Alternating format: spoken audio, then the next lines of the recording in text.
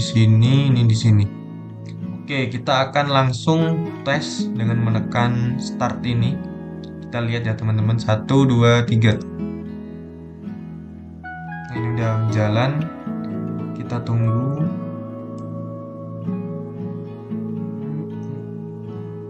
Nah, ini sudah mulai muncul HTTP request. Di sini kalau kita lihat ya teman-teman, sampel resultnya itu 403 sama yang kayak tadi. Terus kalau kita lihat di respon datanya error ya teman-teman, sama. Dan ini juga sama error message-nya. Waduh, jangan di spam bot bos. Dan kalau kita lihat di sini ArcJet langsung ya teman-teman, ini langsung terdeteksi semuanya sebagai bot ya. Oke, halo teman-teman, kembali lagi di channel saya. Pada video kali ini saya ingin membahas ArcJet. Nah, ini saya lihat di YouTube orang Indonesia masih jarang ya yang membahasnya. Jadi apa sih ArcJet ini? Dia itu adalah sebuah platform security ya. Ini bisa kita lihat. Lebih tepatnya dia ini sebagai native security for modern framework security as code. Jadi apa sih ArcJet itu? Kita bahas terlebih dahulu ya teman-teman. ArcJet adalah sebuah platform security as code modern yang dirancang untuk developer supaya bisa ngelakuin proteksi ke aplikasi mereka, khususnya API dan web app. Nah, jadi dia itu fokusnya pada website ya teman-teman, lewat pendekatan kode sentrik. Terus apa aja sih fitur-fitur yang ada di dalam ArcJet? Sebelum kita bahas ke ArcJet-nya lebih dalam, kita juga harus mengenal apa itu security as code. Security as code adalah pendekatan di mana konfigurasi dan pelisai keamanan ditulis, disimpan, dan dijalankan sebagai kode, bukan diatur manual via UI atau tool terpisah. Nah, jadi konsep ini tuh mirip kayak infrastruktur yang dipopulerkan sama Terraform atau Ansible ya teman-teman. Tapi fokusnya ke security. Jadi security as code ini dia itu bener-bener nempel di kode kalian. Nah, terus kemudian apa aja sih? Nah, ini seperti yang sudah teman-teman lihat, ada Shield WAF ya, Threat Limiting, Bot Protection, Email Validation, Protect Sign Up From, dan PII Detection. Ya, ini dia konsepnya seperti ini. Ini konsep lama ya ini.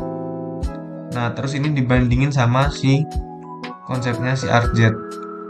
Nah, jadi teman-teman bisa lihat di sini ada request ya, tapi sebelum masuk ke sini ke dalam aplikasi teman-teman, ini your app, dia sudah requestnya sudah masuk ke server ya teman-teman.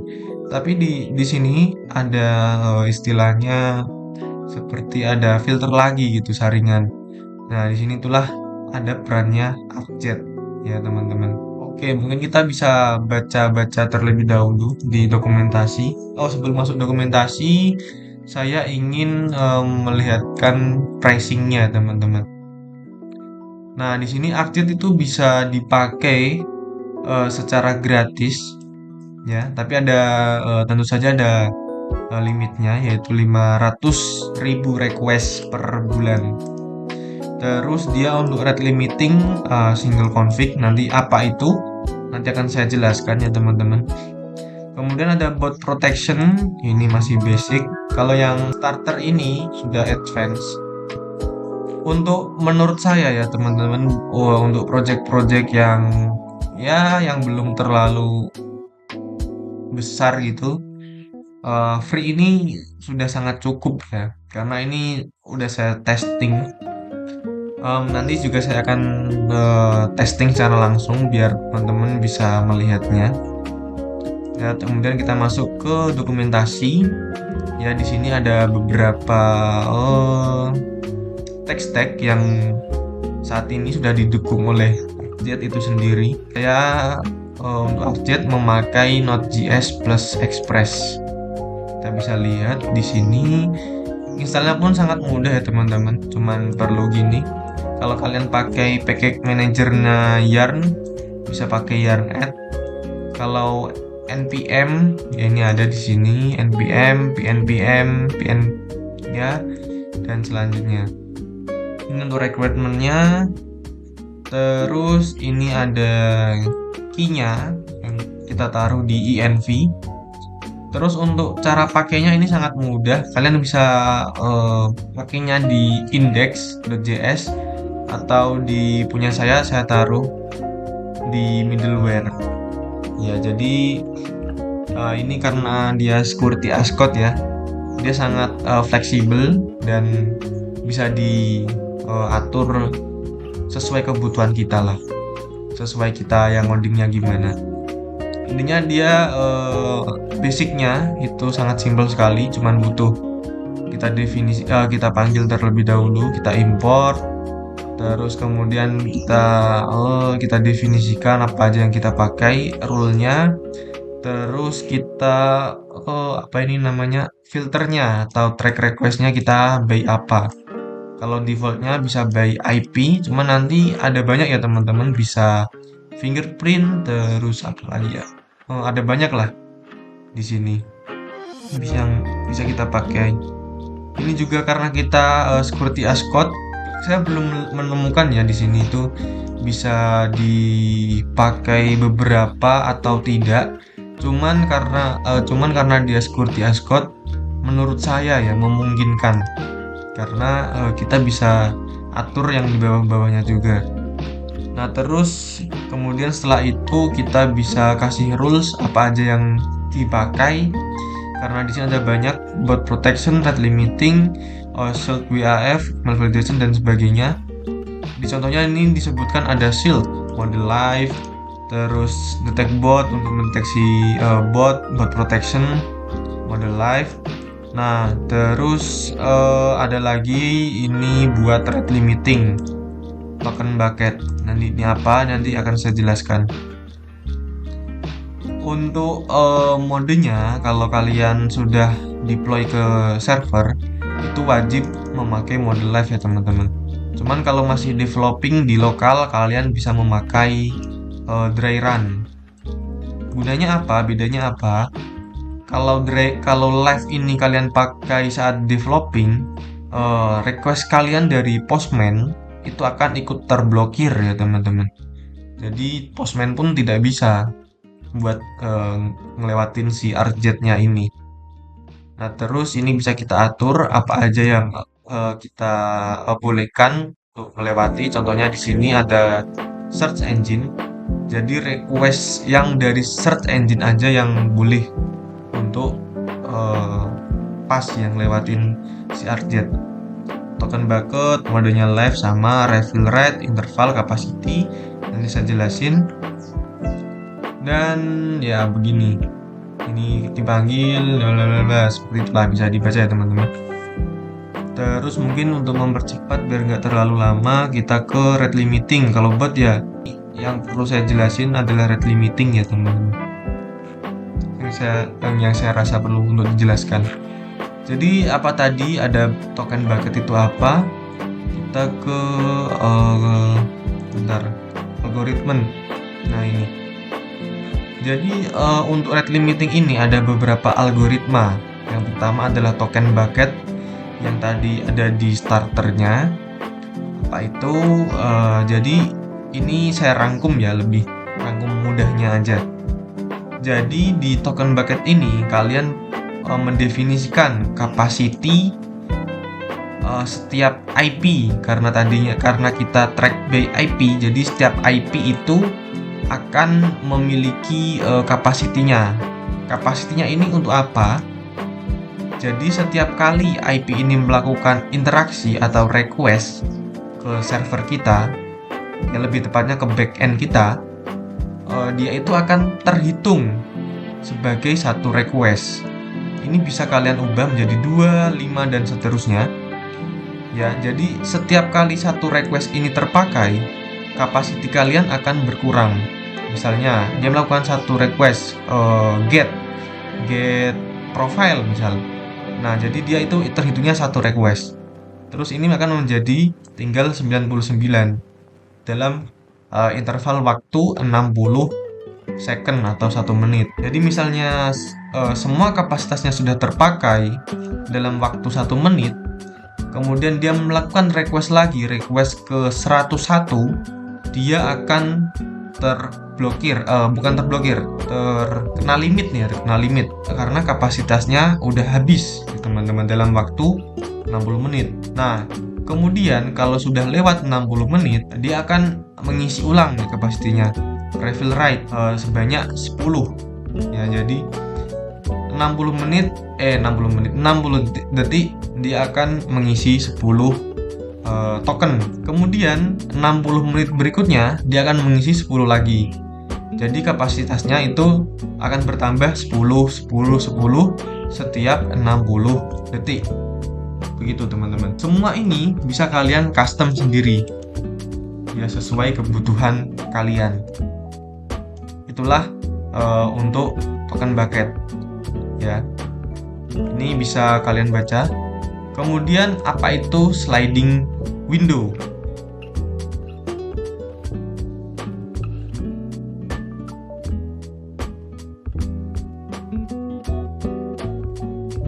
Terus ada bot protection, mungkin saya jelasin sedikit ya. Ini ada banyak sekali bot yang si ArcJet ini bisa blokir. Yang pertama, ini banyak sekali advertising, AI, Amazon, Receive, Hidden, dan sebagainya. Untuk lengkapnya, kalian bisa baca-baca di sini. A collection of known bots. Ya, ini banyak sekali ini yang bisa diblokir oleh ArcJet. Ya, mungkin setelah dokumentasi ini saya akan mempraktekkan langsung ya ini. Sebelumnya saya akan perlihatkan terlebih dahulu di mana kita mendefinisikan ArcJet di project saya. Di sini saya punya server.js, di ArcJet kita nyebutnya index.js. Nah, di sini saya mendefinisikan sebagai server.js. Nah, di server.js ini ya seperti yang sudah saya bilang sebelumnya, saya tidak mendefinisikan ArcJet di sini, tapi di middleware. Jadi saya panggil ya ArcJet-nya ke server. Nah, di sini kita panggil dulu ArcJet-nya, kita import, kemudian ini kita definisikan apa saja yang ingin kita proteksi, root apa aja. Ya, jadi definisikannya seperti ini. Kita taruh di atas, paling atas ya teman-teman. Kemudian root yang ingin kita proteksi, kita taruh di bawahnya. Terus jika kita lihat sedikit ya di middleware arcjet.mjs. Kenapa saya pakai mjs? Ini ada alasannya khusus ya. Karena ArcJet ini dia setahu saya, sepanjang yang saya tahu, hanya mendukung model apa ya, IMS. Apa itu IMS? Sebentar, saya cari tahu dulu karena saya lupa ya teman-teman. Oke. Sorry teman-teman, saya ralat, bukan IMS tapi ISM atau ECMAScript Modules, yaitu sebuah konsep atau apa ya istilahnya, mengimport package di dalam project kita. JavaScript ini atau Node.js ini ada dua konsep. Yang pertama, ada dua cara lah, ada ISM, terus ada CommonJS atau yang biasa kita gunakan. Saya nggak tahu teman-teman kalian terbiasa pakai apa, cuman saya biasanya pakai CommonJS ya. Tuh seperti ini. Mana ya? Mungkin ini cons apa terus require dari mana. Nah, kayak gitu. Nah, itulah mengapa saya pakai .mjs, karena saya perlu untuk mengkonversinya dulu. Nah, inilah mengapa saya pakai .mjs agar sesuai dengan project saya yang lain dan bisa saya gunakan gitu. Nah, ini seperti ini ya. Untuk refill rate-nya saya buat 10, intervalnya 60, kapasitinya 50 ya. Agar lebih ketat lagi ya teman-teman. Terus untuk metodenya ini saya kasih spesial ya teman-teman, perlakuan spesial. Untuk metode post dia itu akan makan 5 capacity. Kalau selain post, get dan lain-lain itu cuman makan 1. Ini buat apa? Karena saya pakai database yang resource saya pun juga terbatas. Kalau ini juga 1, dia berarti bisa nginputin data itu sebanyak 50 data dalam 1 menit ya. Kalau saya buat 5, dia cuman bisa nginputin data sebanyak 10 data dalam interval waktu 1 menit. Kira-kira seperti itulah ya teman-teman. Oke, mungkin untuk berikutnya akan saya praktekkan langsung ya teman-teman. Untuk video kali ini cuman perkenalan aja sama prakteknya gimana. Nanti kalau rame, insya Allah akan saya buatkan video tutorialnya bagaimana cara implementasi untuk RJet ini ya teman-teman. Oke, kita mungkin login terlebih dahulu.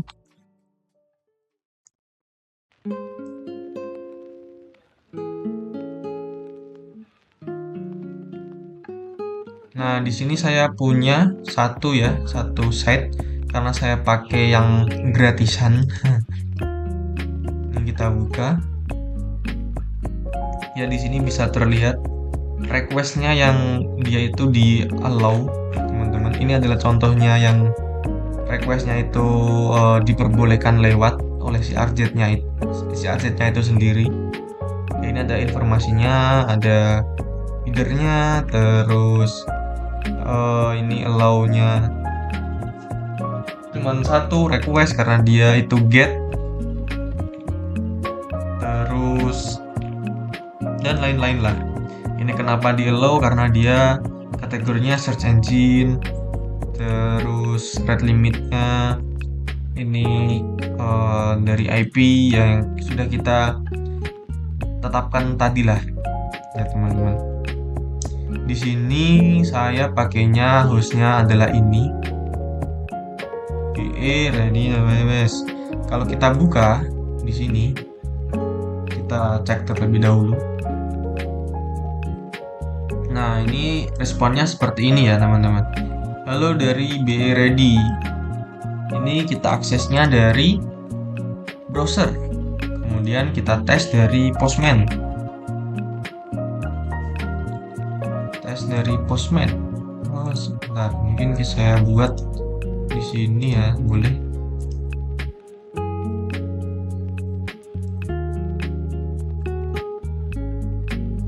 Nah, coba kita tes send. Dia akan error. Waduh, jangan di spam bot, bos. Ini untuk pesan errornya bisa kalian custom sendiri ya, karena ya balik lagi dia security as code dan dia akan forbidden. Kalau kita lihat di bentar, ini kerjaan saya di sini. Ini kalau kita lihat di RJet di sininya requestnya, nah ini akan terlihat dia terdeteksi sebagai bot ya teman-teman. Kalau kita lihat untuk salah. Kalau kita lihat untuk detailnya, reasonnya kenapa dia itu terdeteksi dari Postman ya, yang mana yang kita definisikan tadi itu hanya search engine ya. Oke, jadi itu untuk contoh yang pertama dari Postman. Kalau dari sini ya tetap masih bisa. Nah, cuman terkadang kalau kalian sering memakai istilahnya nge-spam lah dari Postman atau dari software yang lain yang dimana satu IP dengan kalian, itu terkadang di sini juga IP kalian akan langsung terdeteksi sebagai bot walaupun kalian mengaksesnya dari search engine. Cuman itu tidak akan bertahan lama ya teman-teman, hanya sebentar aja dan akan kembali normal.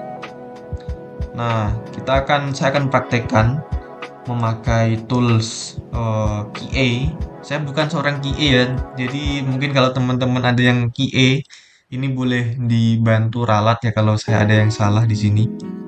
Di sini saya definisikan dengan HTTP request basic aja.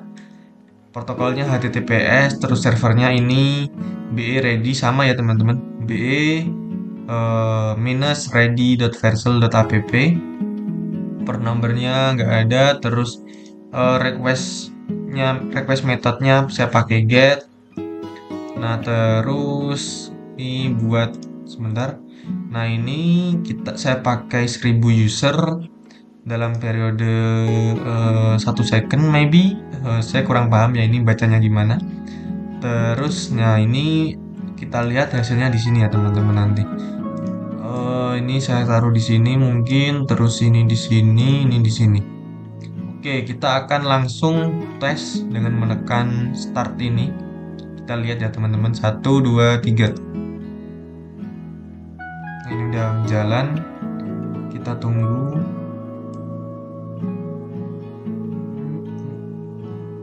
Nah, ini sudah mulai muncul HTTP request. Di sini kalau kita lihat ya teman-teman, sampel resultnya itu 403 sama yang kayak tadi. Terus kalau kita lihat di respon datanya error ya teman-teman, sama, dan ini juga sama error message-nya. Waduh, jangan di spam bot bos. Dan kalau kita lihat di sini ArcJet langsung ya teman-teman, ini langsung terdeteksi semuanya sebagai bot. Ya. Ini kita lihat di sini. Nah, ini kalau kita baca sedikit, dia terdeteksinya sebagai Java Apache HTTP client. Ya, sama lah ini. Ini kan NJMeter kan juga dari Apache ya, teman-teman. Ini sangat banyak sekali requestnya. Dan kalau kita lihat sebentar di analitik ini, dari yang awalnya tadi ya teman-teman, tadi mungkin belum saya liatin ke teman-teman, cuman sebelumnya itu masih di angka di bawah 50.000 ya yang totalnya ini. Sekarang udah melewatin 50.000 ya teman-teman. Ini sangat banyak sekali ya, karena ini saya sering testing di route yang ini sangat panjang ya ininya yang ditolak, 44.000 request yang tertolak dari IP saya ini ya teman-teman, ada 11.000 ya, karena IP-nya kan berganti-ganti ya, jadi ya seperti itu. Yang ini tapi depannya masih sama, ini mungkin saya hotspotin ya dan sebagainya lah. Nah ini keblokir terus ini. Lihat yang paling baru masih sama. Ya, ini sudah selesai teman-teman. Ya mungkin seperti itu. Ini contoh untuk demonya, real demonya. Ini sangat berguna sekali ya untuk ngeblokir bot sebelum masuk ke server kalian dan membebani server ya. Juga menjadi solusi alternatif untuk proteksi DDoS. Ya karena ini pun kalau kalian buka pakai CMD, kalian request ini BE ready ini di CMD, itu juga akan sama ya teman-teman, akan langsung terblokir. Nah kita lihat di sini error, waduh jangan di spam bot bos. Ya mungkin itu aja yang bisa saya demokan ke teman-teman. Kalau nanti butuh video detailnya untuk implementasi, teman-teman bisa komen, mungkin kalau kalau enggak ya nanti saya juga ingin buat sendiri ya, buat untuk teman-teman, buat dokumentasi saya juga. Ya mungkin itu saja untuk pengenalan ArcJet-nya ini ya. Sangat bagus ya ini. Saya baru nemu juga. Langsung saya pakai, langsung saya coba ini. Ya mungkin itu saja teman-teman. Terima kasih telah menonton sampai akhir dan sampai jumpa di video berikutnya.